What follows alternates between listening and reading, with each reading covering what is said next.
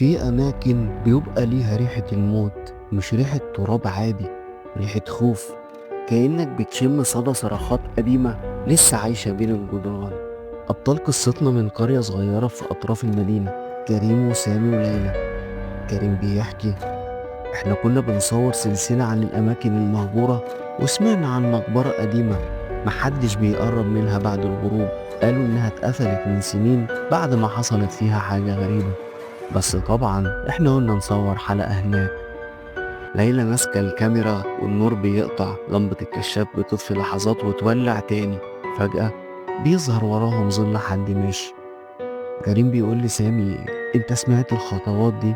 سامي قال له: خطوات ايه يا عم؟ محدش غيرنا هنا. بعدين ليلى بتلمح قبر مفتوح، التراب حواليه مبلول كأنه متحفر قريب. ليلى قالت: القبر ده مفتوح ولسه طري. يعني حد دفن هنا قريب طب مين يدفن بالليل؟ مهما كان احنا لازم نمشي حالا. الكاميرا بتقع من ليلى وبتبدأ تسجل لوحدها حتى بعد ما وقعت. كريم قال: يلا نرجع العربية حالا. بس أول ما بيحاولوا يخرجوا بيلاقوا البوابة اللي دخلوا منها اتقفلت بسلاسل وسامي مش موجود. سامي فين؟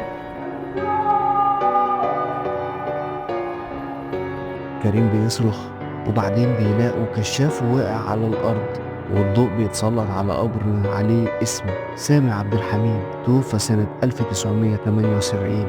ليلى بتصرخ بتقول: ازاي ده نفس اسمه؟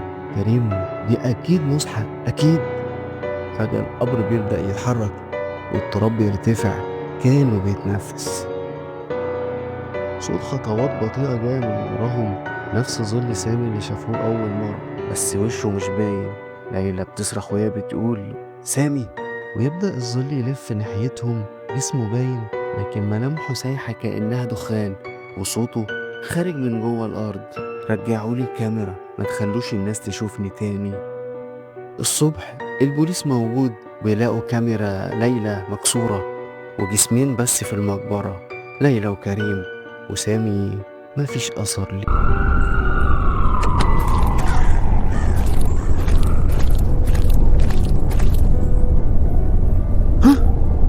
بعد الحادثة كل اللي دخلوا المقبرة دي بيحكوا إنهم شافوا واحد واقف عند البوابة بيصور بكاميرا قديمة، وبيقول دايما نفس الجملة: هتفضلوا تصوروا فينا.